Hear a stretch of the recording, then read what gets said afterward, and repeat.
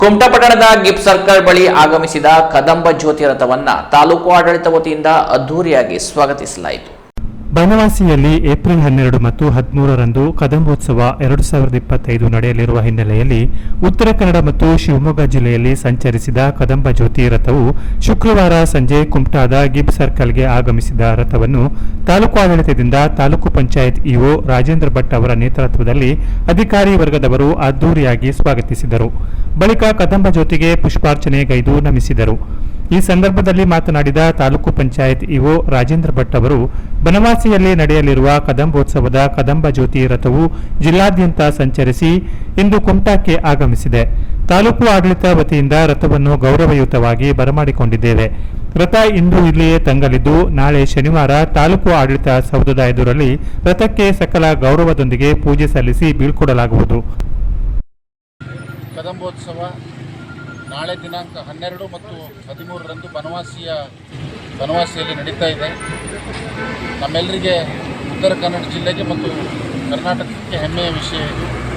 ಈ ನಿಟ್ಟಿನಲ್ಲಿ ಕದಂಬ ಜ್ಯೋತಿ ಇಡೀ ಜಿಲ್ಲೆ ಮತ್ತು ಪಕ್ಕದ ಶಿವಮೊಗ್ಗ ಜಿಲ್ಲೆಗಳೆಲ್ಲ ಸಂಚರಿಸಿ ಒಂದು ರಥ ಇವತ್ತು ಗೋಕರ್ಣಕ್ಕೆ ಬಂದು ಈಗಾಗಲೇ ವಿದ್ಯುಕ್ತವಾಗಿ ಅದು ಯಲ್ಲಾಪುರಕ್ಕೆ ಹೋಗ್ತಾ ಇದೆ.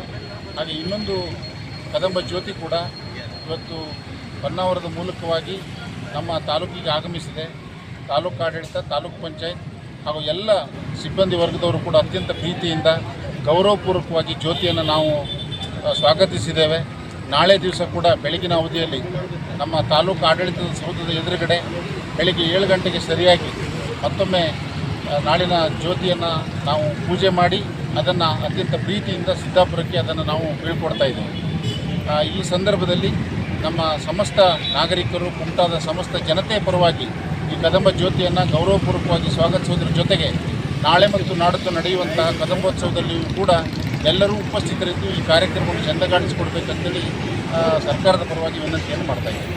ಈ ಸಂದರ್ಭದಲ್ಲಿ ಗ್ರೇಡ್ 2 ತಹಶೀಲ್ದಾರ್ ಸತೀಶ್ ಗೌಡ, ಅಶೋಕ್ ಭಟ್, ಶಿರಸ್ತೇದಾರ್ ಜಗದೀಶ್ ಪೂಜಾರಿ, ಕಸಾಪ ಅಧ್ಯಕ್ಷ ಪ್ರಮೋದ್ ನಾಯ್ಕ್ ಇತರೆ ಅಧಿಕಾರಿಗಳಿದ್ದರು.